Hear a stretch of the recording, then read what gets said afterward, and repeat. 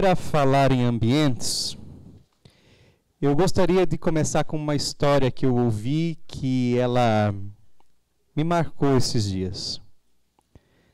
Vocês sabem que essa conferência seria de uma professora do Oeste do Paraná chamada Helenira. E ela vem lidando com câncer. Então muitas coisas nós conversamos, e isso eu gostaria veio dela. Ela olhou, fez as ponderações, etc.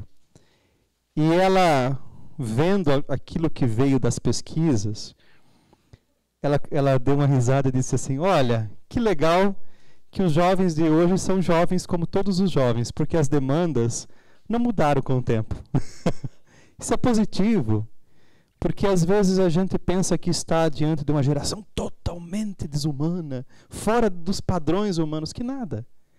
As demandas humanas são as mesmas. E isso é bom, quer dizer que a gente sabe lidar com eles. Né? Tem coisinhas diferentes aqui e acolá, mas não é impossível. E ela, depois disso, me contou uma história. A história é o seguinte: vocês lembram do reverendo Moon, né, que fundou uma igreja, teve uma febre. Depois eu não sei o que aconteceu direito. Então aconteceu um caso nos Estados Unidos de um rapaz que estava na faculdade, e esse rapaz foi para a igreja do reverendo Moon. E na igreja do reverendo Moon, na verdade, a família dele ficou desesperada e, inclusive, o rapaz estava lá e não saía. Então, a família acionou a justiça para tirar o rapaz de lá. Né? E foi com polícia e tudo. Retiraram o rapaz para que ele retomasse a vida dele. Aí um jornalista foi perguntar ao rapaz: mas, rapaz, você não está vendo o que você está fazendo com a sua família? Né?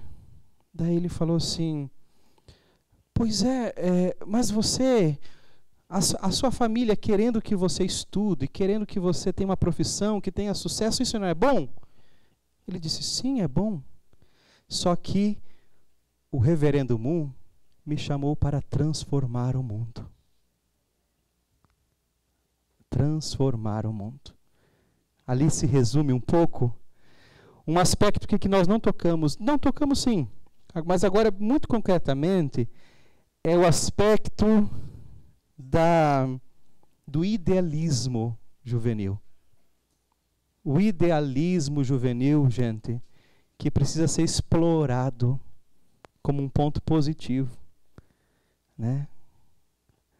É que nós aqui, boa parte, somos adultos, a gente já está numa outra fase da vida. E que os idealismos já não movem a gente como move um jovem. Aquela efervescência, aquela força.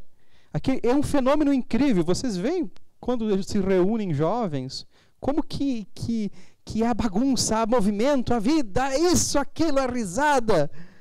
Né?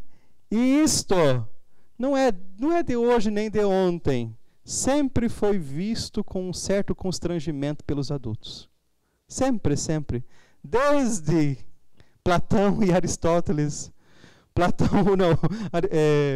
Sócrates foi também colocado como um pervertor dos jovens por causa disso, porque lidava com esse idealismo juvenil, que é uma força enorme, que faz bem ao mundo. E que nós, de tempos em tempos, de geração em geração, a gente tem que fazer um exame de consciência, para que a gente não apague os sonhos juvenis, não apague os desejos juvenis. Então, para começar isso, o ideal de mundo juvenil, o idealismo de mundo juvenil, isso apareceu nas pesquisas. Vocês estão vendo? O primeiro ponto que eu queria trabalhar com vocês veja, a nossa pesquisa, ela começa aqui por aquilo que a gente chama de ambiência juvenil. Mas não é de todo jovem. É a ambiência juvenil dos jovens das nossas comunidades, porque foram eles pesquisados. Entende? É muito importante que aqui a gente comece a fazer uma separação que acontece. Porque se a gente olha os nossos jovens como passa, né, uma régua, como se fosse todos os outros jovens do mundo, a gente fica desanimado. E a gente perde uma geração linda que também está nas nossas comunidades. Né? Não vamos ser profetas da catástrofe aqui. Nós somos homens da esperança. Mulheres da esperança. Né? Em primeiro lugar, como está a juventude das nossas comunidades? Aqueles que estão ali. Eu lembro que em 2019, antes da pandemia, nós fizemos uma pesquisa lá em Toledo para fazer essa quebra. Porque geralmente nós repetimos o discurso dos jovens que não sei o quê, não sei o quê, não sei o quê. Tem, claro que tem. Mas, quando você olha para os jovens dentro da igreja, depois a gente pode abrir para os outros, não tem problema. Não é seleção. Mas você vê que não é um grupo tão heterogêneo como a gente imagina. Não. Vocês percebam junto comigo que há coisas bonitas ali acontecendo. Né?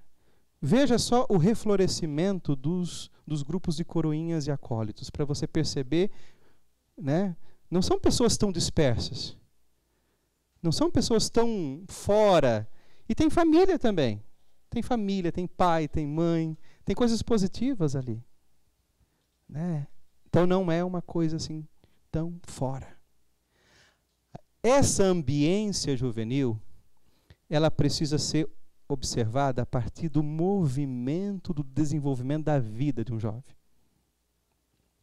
Essa idade da juventude, que a gente fala que é o terceiro septênio da vida ali, 14 até os 21, é claro que vocês vão falar, padre, e as outras? Sim, poderíamos comentar sobre isso, mas eu não me sinto com bagagem suficiente para falar das vocações adultas. Né? Embora tenha, eu não vou negar. Eu só não tenho condições de falar. Então, o padre Deolino teria mais condições de falar das vocações adultas. Esse septênio da vida, ele é um septênio marcado por aquilo que a gente chama de abertura para o mundo. Né? O mundo da criança é um mundo belo, lúdico ainda. Né? Quando você chega nesse septênio da vida, o mundo começa a se abrir como a verdade. Aquilo que é verdadeiro. E uma coisa que acontece na adolescência em direção à juventude é que para alguém entrar na minha intimidade, eu tenho que dar autorização. A autorização. A gente começa a não engolir tudo que vem da forma como os pais, os catequistas imaginam.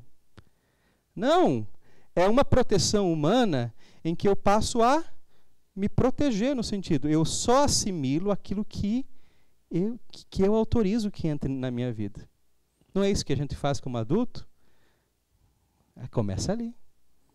Mas como nós somos aqueles que olham para a adolescência e juventude, aquele grande processo histórico e psicológico aqui, não é nem criança e nem jovem, esse respeito ele não acontece como deveria ser. Então veja só, essa abertura para o mundo depende dele autorizar com que você entre. Tem coisas que a gente faz que fica pesada nessa etapa. Por isso que vocês vejam que a ambiência juvenil aqui, perguntados a respeito da comunidade, do ciclo de relações, tem algumas coisas para a gente considerar o que eles desejam. Todas as vezes que alguém fala para mim sobre, alguém tem preocupação a respeito dos jovens na igreja, Fala, padre, a gente tem que fazer coisas mais animadas, mais divertidas. Eu sempre tive uma certa dificuldade com isso. E a pesquisa mostra isso. Não é só a diversão pela diversão, gente. Eles estão falando coisas diferentes. A primeira, que já é a terceira vez que aparece isso. Eles querem que a gente o respeite. O respeito. Estava lá na CNBB ontem, isso, com um pessoal que eu conheci, o padre Valdeci estava lá, ele me apresentou, é alguém que lida com adolescentes e jovens, e a primeira coisa que a pessoa disse foi isso. Gente da base, né? Meu Deus, esses adolescentes e jovens são tão desrespeitados nas nossas comunidades. Né? Às vezes a gente xinga, reclama, papapá, trata com... Sabe, existe ainda, muito fortemente, no meio das lideranças, não gostar da efervescência juvenil. A efervescência juvenil, o ideal juvenil, incomoda. Né? Passa a incomodar na medida em que... Né, é bonito ver o jovem lá fazendo aquilo, mas quando eu estou coordenando o jovem, ou fazendo essa efervescência, essa bagunça, essa vida, esse idealismo, a gente se incomoda. Olha que mudança. Falta respeito. Falta respeito, eles falaram. Serem respeitados na diversidade de linguagens, estilos, emoções, espiritualidade.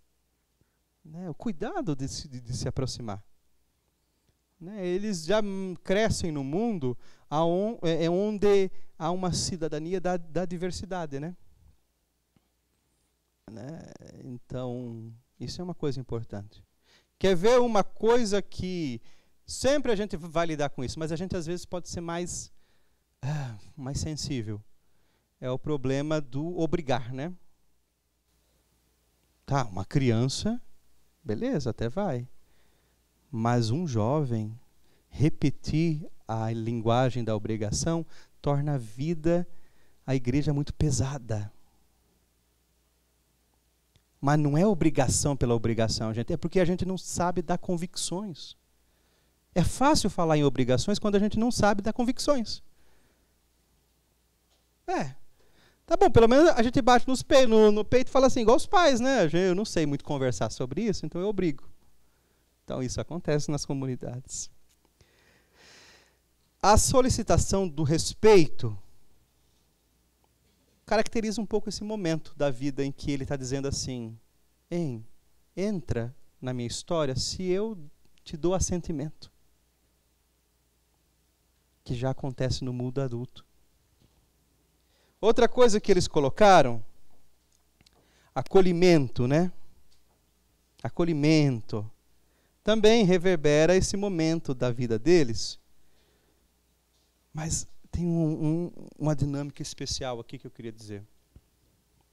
Que está por trás disso. Vocês imaginam que o isolamento passou a fazer parte das próprias casas, né? É uma dinâmica das casas da gente. Porque não é difícil eles falarem, mesmo os seminaristas contam isso, que vão para casa visitar a família, todo mundo, depois de que jantou, todo mundo senta na sua poltrona, pega o seu celular e acabou, entende? A acolhida, ela não chega. Nas comunidades, a acolhida também é uma coisa assim, às vezes pesada. Né? Essa disponibilidade de estar, ouvir, a disponibilidade de ouvir já é um desafio, que já foi falado de manhã. Mas antes da disponibilidade de ouvir, tem a disponibilidade de estar com o grupo. Dom Sérgio, a gente conversava ontem, né, Dom Sérgio? Gente, percebam bem, se nas atividades poucas que a gente faz, A juventude já dá respostas vocacionais para nós? Porque eles dão resposta vocacional.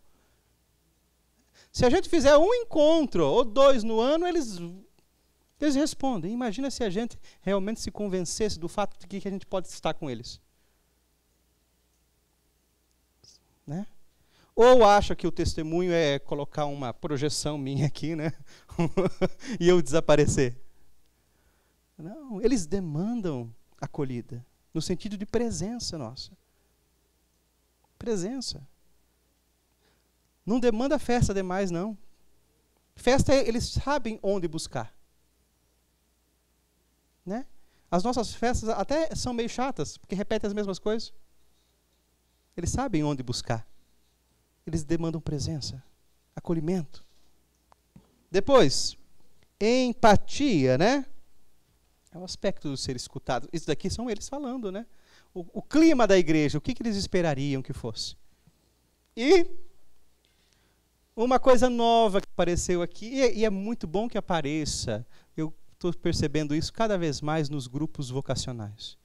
Como eles se encantam com a convivência. A convivência é importante.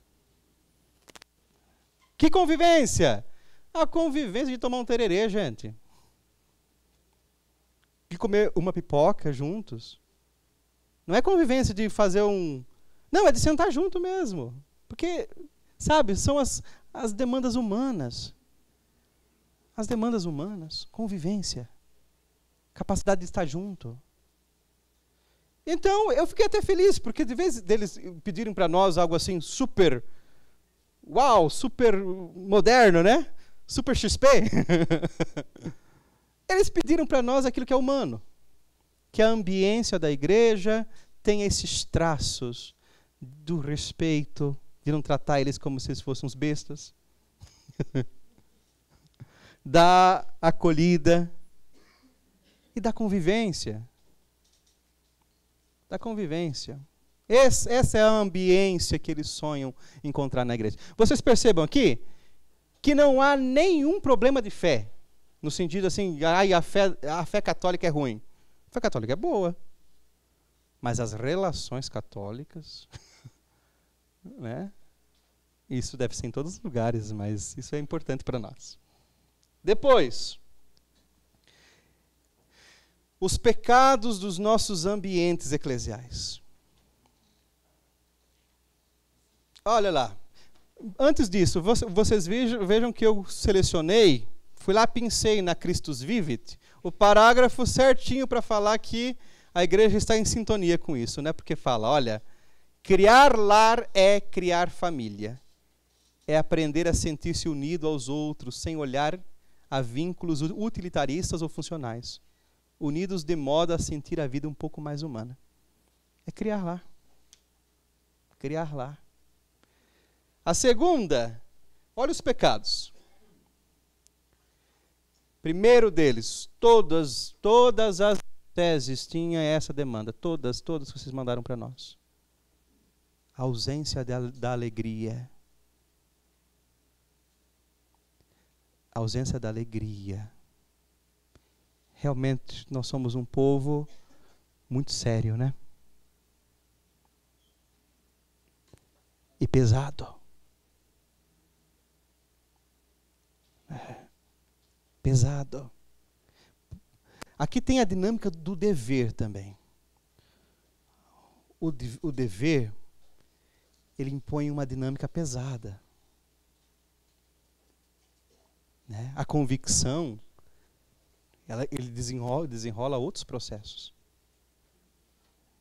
Mas é duro você ouvir isso, né? A ausência da alegria é o nosso maior contra-testemunho. Né? E o Papa Francisco fala, quando falta alegria, o evangelho não passa. Ou seja, pode ter a mensagem mais linda, se você não tem brilho nos olhos, gente, o que fica disso? Se os seus olhos não brilham de amor ao evangelho, o que fica? Segundo, a falta de vontade, de convicção, a desmotivação, né? Ou seja, a assídia. Apareceu. Olha qual que é a estrutura. Quando um jovem vem falar para nós alguma coisa, tudo para nós é difícil. Tudo é difícil. Não, não dá. Não, o padre não vai liberar. Não, isso não vai acontecer. Não, isso vai gerar bagunça. Mas a gente tem que admitir o que é a preguiça nossa também. A desmotivação também, nossa. O encanto nosso. Apareceu isso, porque eles vêm. Não é só uma questão da gente não ser divertido. É de não transmitir convicção.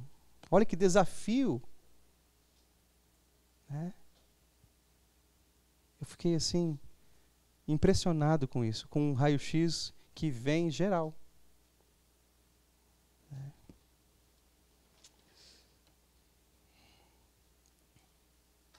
Tá, alguém pode dizer assim, Padre Marcelo, mas ninguém acompanha o entusiasmo juvenil, né? Ninguém dá conta de acompanhar aquele entusiasmo juvenil. Dá dor de cabeça. Mas a gente também precisa ter, do outro lado, perceber quem é capaz de caminhar junto com o entusiasmo juvenil. Terceiro, esse daqui, julgamentos e fofocas, não só dos adultos com os jovens. É porque quando a gente abandona os jovens a eles mesmos, eles criam panelinhas, dificuldades. Eles não têm, como foi falado, o adulto maduro que sabe mediar os problemas. Às vezes, isso deu para perceber, abandonar os jovens a eles mesmos também não é positivo. Porque aquele grupo que deveria ser um grupo, assim, que favorecesse o crescimento, quando estão entre eles mesmos, eles não têm o recurso humano para lidar com todos os problemas que aparecem nos grupos, nas atividades. Entende? Então, aquilo que seria positivo se transforma num problema. Então, eles falaram, a gente não sabe lidar com todas essas divisões, fofocas, papapá, etc. Né? E eles não têm nem a defesa humana que nós temos dos adultos para se proteger disso, né? Quarto, a questão da falta do diálogo, né?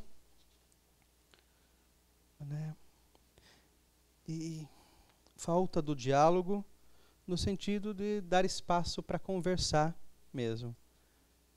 A gente gosta muito de formar os outros. A gente não gosta de conversar com os outros. Você veja que tudo que a gente gosta de fazer é ter alguém dando aulinha para nós, né? Como se o evangelho fosse dar aula, né, gente? Não só, né? Então, esses elementos aqui são os elementos que vieram para caracterizar um pouco essa ambiência. Vocês sabem, é normal eles nos criticarem. Não é que pai que não passa por isso, né? Mas é também interessante perceber essa dinâmica do encontro desses dois mundos, né? Juvenil e nosso. Adolescente, juventude. Sobretudo que nós tenhamos, assim, eu gostaria que vocês frisassem isso, a questão da convicção versus obrigação. Porque o fato da gente reforçar muito o dever produz falta de alegria e leveza, falta leveza. Né? O dever não gera atração. Pode gerar para alguns, que são os mais rígidos. Mas ser rígido demais também não é um fator de saúde, né? E se a gente vai nessa linha, nós vamos ficar só com os rígidos. Os flexíveis e mais saudáveis rapam tudo fora. Né? Ou eu estou louco. E por quê? Porque a gente pode inverter isso. Não pode ser uma regra para nós, um jovem, a gente ficar contente que um jovem diga assim, não é belo participar da igreja. É pesado, é cansativo. Não, gente. Não é. Essa não pode ser a regra. E tem coisas que a gente pode favorecer ali, em que o clima realmente seja um clima que elabore bem as coisas. Antes de avançar aqui, isso eu chamo de ambiência juvenil que veio das nossas comunidades, tá? A ambiência juvenil. Agora nós vamos avançar para os chamados ambientes vocacionais, porque dentro da ambiência a gente vai perceber os ambientes vocacionais. Eu vou sentar um pouco agora, porque minhas pernas... não é que eu estou tremendo tanto, mas um pouquinho está valendo. Pessoal, aqui tem uma diversidade muito grande. Eu vou até dar mais tempo para a gente conversar sobre essa diversidade. Quanto mais eu escuto as dioceses, as congregações, mais eu fico receoso no sentido de dar fórmulas prontas, porque realmente não tem. Mas há circunstâncias que favorecem ou não favorecem. Mas eu gostaria de destacar duas coisas para que nós refletíssemos sobre o modo como a gente organiza a vida vocacional das nossas dioceses e congregações. Talvez eu possa contribuir um pouquinho aqui. Pelo que eu percebo, daquilo que veio, a nossa atividade de promoção, de animação vocacional, precisa ser pensada, eu falava isso para o pessoal de Jacarezinho esses dias, a gente quase que construiu uma planta baixa do nosso edifício aqui. Para que a gente tenha saúde vocacional, essa planta baixa tem que ter pelo menos duas áreas. As chamadas áreas do despertar, né? E as áreas do acompanhamento. Né? Áreas do despertar e do acompanhamento. Porque, veja, o despertar vocacional faz parte de um fenômeno humano que acompanha o desenvolvimento da pessoa. Se você olha no geral, esse despertar que começa ali pelos 14, 15 anos é um fenômeno importantíssimo que a gente não pode desconsiderar. O que acontece às vezes é que a gente não gosta de trabalhar com gente mais nova e a gente fala, vou receber só gente pronta para fazer acompanhamento. Mas lascou. Porque esse é um grupo que está, faz parte da dinâmica intrínseca de uma pessoa. Se abrir ao mundo, às possibilidades, né? Entrar na dinâmica dos grandes ideais, de se espelhar em alguém. E daí a gente espera lá na frente. Se esse fogo continuar, a gente dá conta lá na frente. Sim, tá bom, fica esperando fogo. E eu vejo gente chorando demais, mas que não trabalha o despertar vocacional.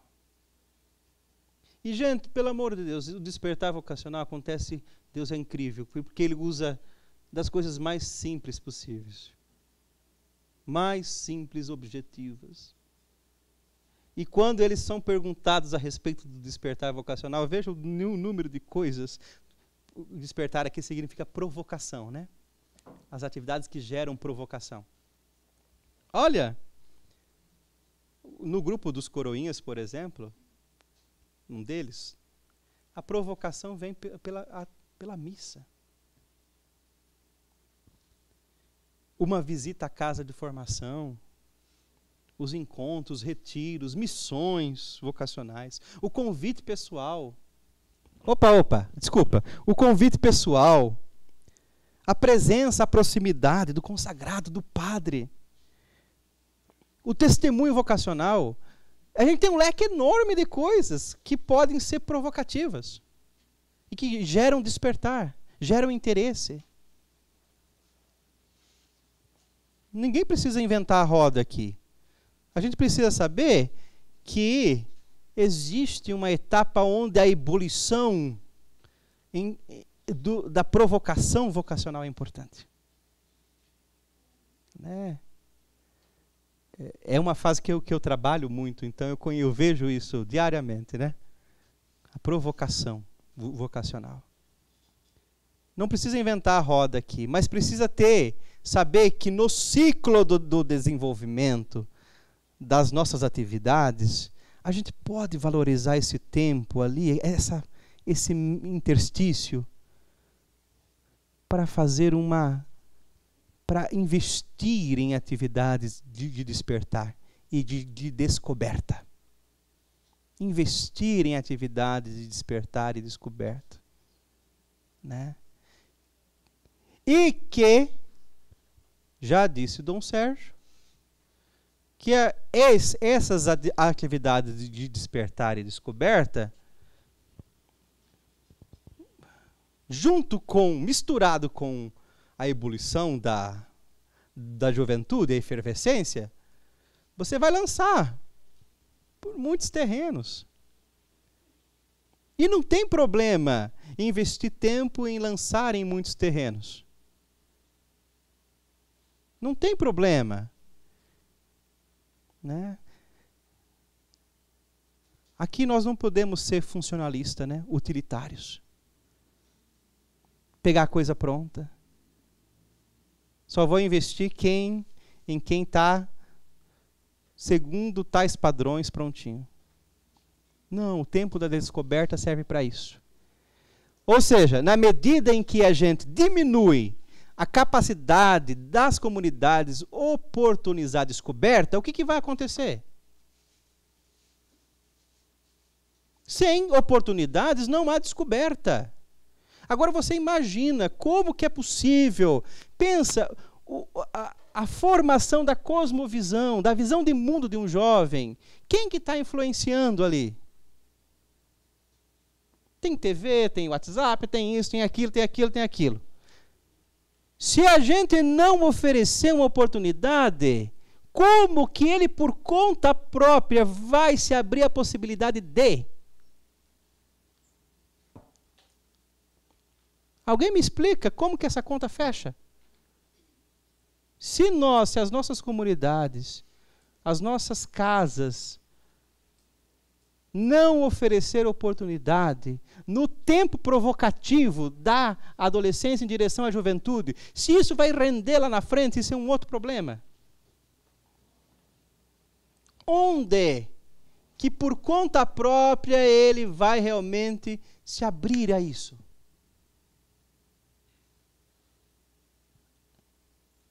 Então, aqui há um problema, há um desafio para nós, que eu queria pontuar. Falei isso aos bispos, né, e eu volto a dizer aqui. Não desconsiderem os tempos da descoberta. Quando a gente começa a trabalhar com jovens, eu sei que grande parte das casas tem propedêutico, né? Tá bom. Não tem problema isso. Mas isso, em torno das nossas casas, existem processos de acompanhamento. Mas isso não impede que a gente abra processos de descoberta. Porque senão a gente perde o contato, a proximidade com uma geração, com um momento de ebulição da vocação. Quem vai sobrar ali, isso é um problema posterior. Esse ano vocacional é bonito por isso, né? Porque a gente faz uma série de iniciativas que geram descoberta e geram interesse.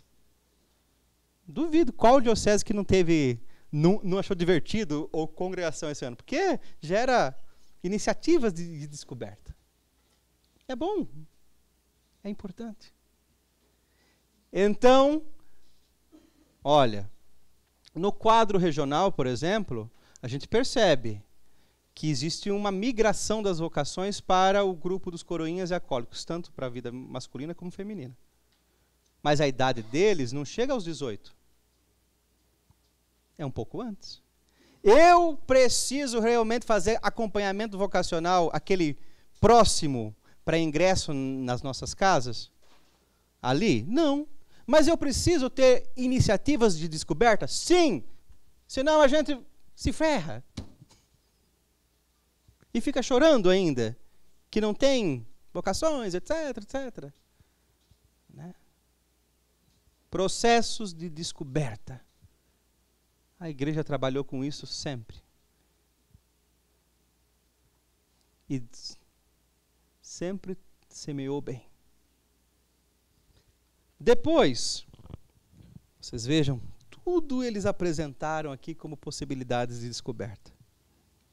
As atividades de acompanhamento vocacional também são importantes, necessárias. Já foi dito muito bem aqui. Olha, cresceu inclusive orientação espiritual vocacional com alguém da localidade, padre religioso, liderança. Os itinerários para o acompanhamento nos seminários, nas casas de formação. Eles reconhecem que isso é importante. E eu gostaria que a gente pensasse que há como pensar duas modalidades aqui. Tem o chamado acompanhamento remoto, do tempo do conhecer, e o próximo, que é o tempo do discernimento. Né? O tempo do discernimento. Eu penso, a partir daquilo que eu conheci, que é preciso equilibrar as duas atividades. É preciso ter numa balança as duas modalidades. Independente se o nosso processo de acompanhamento já é mais próximo da juventude, enquanto idade ali chegando aos 20, 21 em diante. Que é a tendência dominante da vida religiosa por uma série de fatores. Por uma série de fatores. Né? Inclusive culturais, mudança. Você pensar hoje que um jovem vai ser tirado de casa e colocado numa casa de formação e não vai ter contato com a sua família de uma forma mensal, é gerar um grande sofrimento humano para essa pessoa. Né? Mudou, gente? Mudou isso daí. Graças a Deus. O terceiro elemento que eu quero trazer aqui, que apareceu nas entrelinhas, por isso que eu não coloquei aqui, é o encanto pelos valores que a gente crê.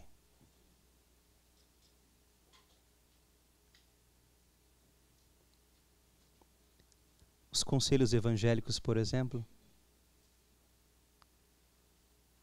têm uma força de atração tão grande. Né? A pérola preciosa, né?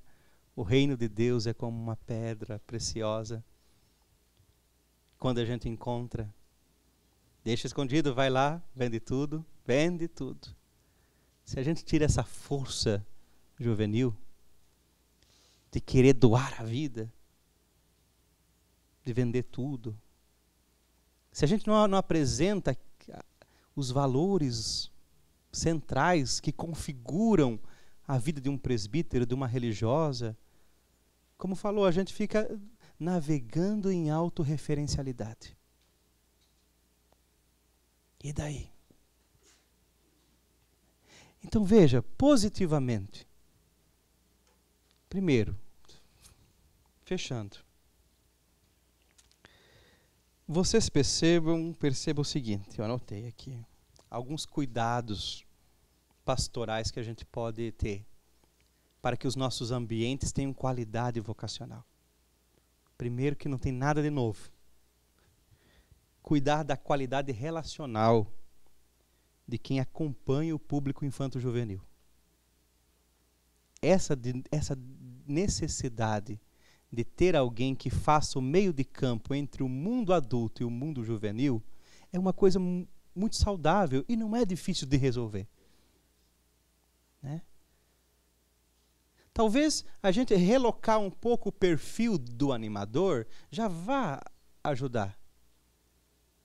Porque realmente são mundos conflitivos por natureza. Só que nós sabemos nos proteger, eles ainda não sabem. Então, realoca um pouquinho ali para que a gente consiga lidar com os conflitos. Né? Consiga ter uma boa dinâmica ali, uma interação boa. É bom ter um bom adulto saudável acompanhando, próximo dos jovens. É bom ter, né, nas comunidades. Cuidar das oportunidades, das iniciativas de convivência que geram pertencimento. Isso eles pediram. Iniciativas em que gerem pertencimento, convivência. Ainda mais nessa fase que tem como tarefa criar uma identidade cristã, né? Sem pertencimento, sem encontro, né? Sem convivência. Né? Na verdade, o que realmente sobra, né? Daquilo que a gente fala? Irmã Kedma, o que realmente sobra daquilo que a gente fala, né, na catequese, né? Eu lembro da minha catequista, uma pessoa que eu nunca esqueci, mas pela pessoa querida que ela era. Né? Por aquilo que ela doou de si, que ela foi capaz de se estender para mim, para o nosso grupo.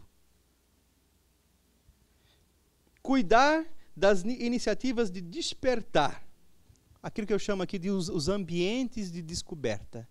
Congregações, tenham sim. E neste quesito, os ambientes de descoberta, pensar lá, no decorrer do ano, quais iniciativas nossas são de descoberta? E quais iniciativas são de acompanhamento? Que bom, né? A gente saber ali, perceber. E investir nas iniciativas de descoberta. E o quarto, por favor, cuidar das portas de entrada das nossas casas de formação. Quais são as portas de entrada? Elas são importantíssimas. Uma maldade minha aqui, ó. Às vezes, a gente faz o olhar piramidal, né? Então, o seminário de teologia, filosofia e o propedêutico menor, assim, o primo pobre dessa história. Na verdade, é o inverso. Porque se o processo inicial tem que ser bom para que a coisa ande bem. As casas de formação, né? O processo inicial é importantíssimo. Ele faz o vínculo em uma série de coisas da família. A interação com a família, a interação de iniciar os processos. Né? Aí coloca a pessoa mais inexperiente possível. Vai fazer a pessoa sofrer. E não vai transmitir aquela convicção que precisa em início de processo. Né? Ainda mais que interage com uma série de atividades, gente. Né? Para que serve uma casa que é a porta de entrada, seja da formação religiosa ou diocesana, se essa casa é fechada? As outras etapas, elas têm outra dinâmica, mas as portas de entrada, seminários, casas ali, têm que ser abertas. Tem que oferecer oportunidades de descoberta e de acompanhamento. Né? Inclusive, um dos aspectos que eu não tratei aqui, o aspecto da missão. Né? O seminarista e a religiosa inicial tem uma força incrível de testemunho e de missão. né, de transmitir um... Eu vejo, quando eu preparo um encontro vocacional, eu acredito muito mais naquilo que a convivência com os seminaristas pode fazer do que aquilo que eu posso falar. Porque, gente, é uma coisa tão linda o fato de você ver pessoas convivendo numa casa e convivendo bem, saudável. Isso tem uma força de atração tão grande. Eu escuto os novos, eles falam, nossa, é tão bonito isso. Uma força de atração. Quando vai, alegria, o violão e tal e tal. Veja, as coisas estão aí. Não tem nada de novo, absolutamente novo. Então, as portas de entrada. Eu acho muito estranho se isso aconteça, que os formadores das casas que são portas de entrada não estejam envolvidos no processo vocacional. Não tem como alinhar a história. Por quê? É reproduzir essa imagem que não dá certo, de que a pastoral vocacional faz eventos de descoberta. Eventos, tá? E daí, depois que selecionou lá, a gente pega o que sobrou de bom. Não é assim que funciona, é um processo de interação que tem que ser construído junto. Com todos esses elementos que foi falado hoje, vocês viram o quanto que o fenômeno vocação dá o que pensar e o que trabalhar. E enquanto a gente achar que fazer alguns eventos resolve o problema, não resolve. São importantes, mas eles não resolvem. Porque a gente precisa ter um processo em que se perfaça o caminho de acompanhamento de uma vocação. Né? Eu digo ainda, agora termino, animadores têm um papel importantíssimo. Os animadores avalizam as casas de formação. Nós, padres religiosos, somos o tipo da...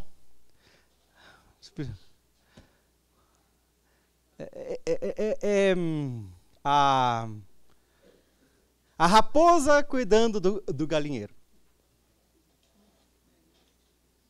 Sabe por quê? Porque a gente já está dentro da instituição.